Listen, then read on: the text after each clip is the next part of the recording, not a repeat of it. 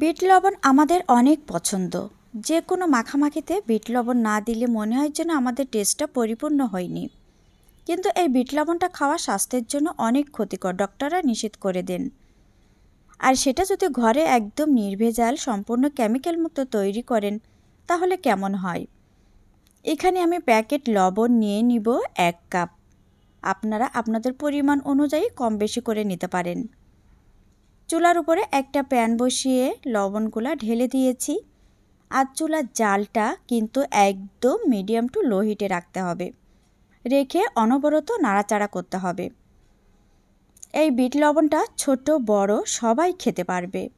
দোকানের চাইতে টেস্ট স্বাদে কোনো অংশে কমতি থাকবে না, অনেক টেস্টি। আর এই লবণটা কাচের জারে অনেক দিন সংরক্ষণ করে রেখে দিতে পারবেন।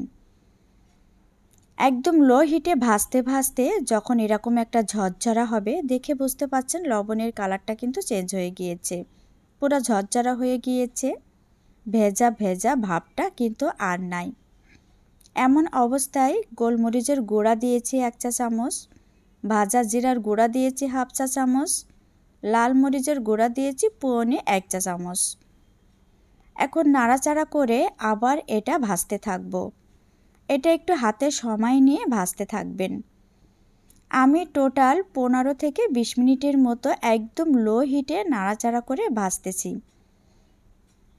ভাজা প্রায় আমার হয়ে গিয়েছে, কালারটাও পুরাটাই চেঞ্জ হয়ে গিয়েছে, দেখেই কিন্তু বুঝতে পারছেন। কোনো রকমে হাই হিটে জাল করা যাবে না, যাতে লবণটা পুড়ে না যায়।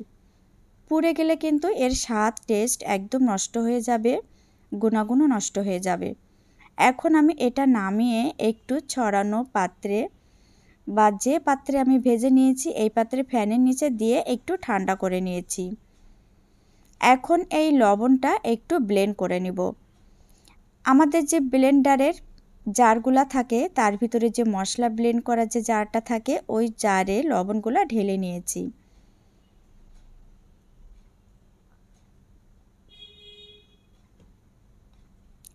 এখন আমি একদম মিহি করে ব্লেন্ড করে নিব, বা একটু দানা দানাও আপনারা রাখতে পারেন।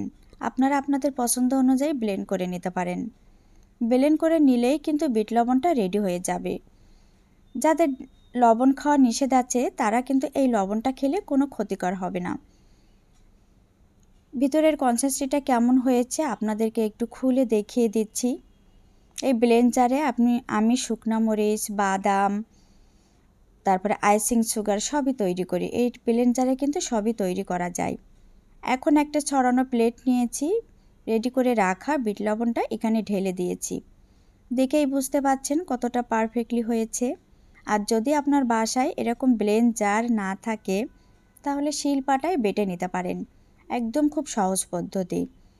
আজ এ পর্যন্ত, সবাই ভালো থাকবেন। আল্লাহ হাফেজ।